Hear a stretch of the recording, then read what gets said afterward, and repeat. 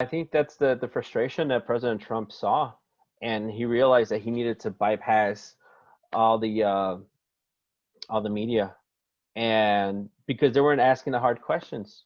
Unfortunately, you see this a lot. It's only conservatives that get fact checked. It's only conservatives that get asked the tough questions, and I really don't understand why that's the case. Your opponent's been in politics for what? The last how many years? I believe since the early '80s, he's been in office. He's basically has been anointed to every position that he's had, and now he is working overtime to get a cabinet position with the Biden administration. So it just shows you that he's just looking at the next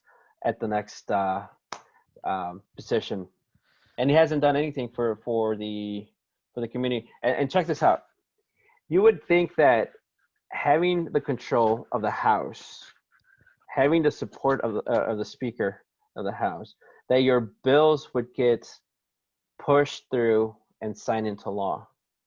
He hasn't had any of his 16 bills even come out of committee. So that just shows you the kind of leadership that he actually has in Washington D.C.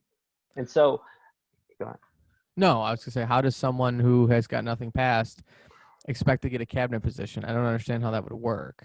But that's exactly how that works. It's eh, you you do your time, you play nice, and again, he hasn't been effective, and it's unfortunate because the people here in our district and in our city, we're such a beautiful city, we are seeing a spike in crime, especially in the communities in the fourth congressional district, Little Village, Pilsen, and he hasn't done a single thing about it. He hasn't condemned the violence, hasn't come out and proposed ways to improve our communities.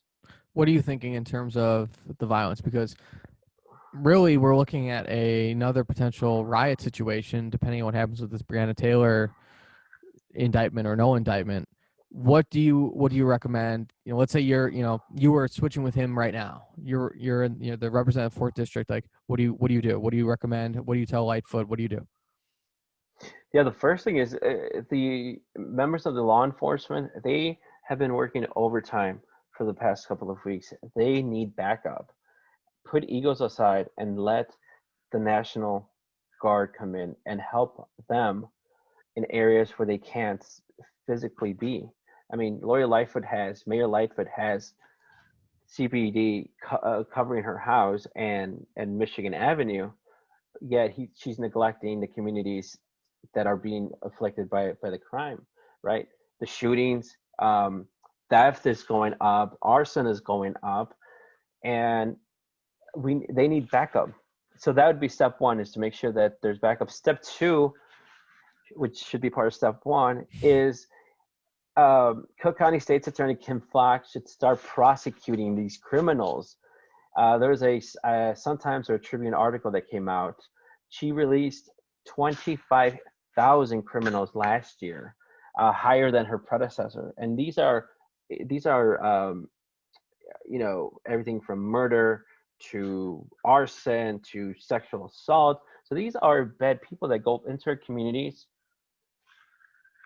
and continue to cause harm, continue to just destroy our communities.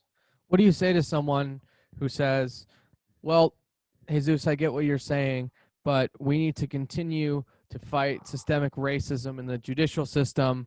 It has targeted brown and black people for too long, and we need to put an end to it." How do you reconcile what she's done in your position with someone who's saying enough is enough? So if you genuinely believe that there is institutional racism, look at the people that control institutions. It's the Democrats.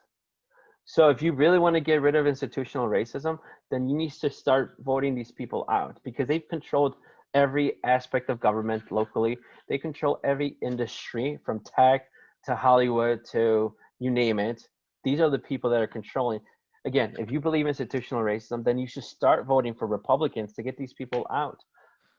Makes a lot of sense. Have you said that to people, and do they just stare at you like you're some sort of like talking squirrel?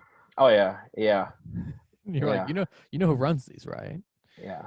And that's the thing, is that Democrats are doing such a good job at brushing over that little fact that it's Democrats that control Chicago. It's Democrats that control state government.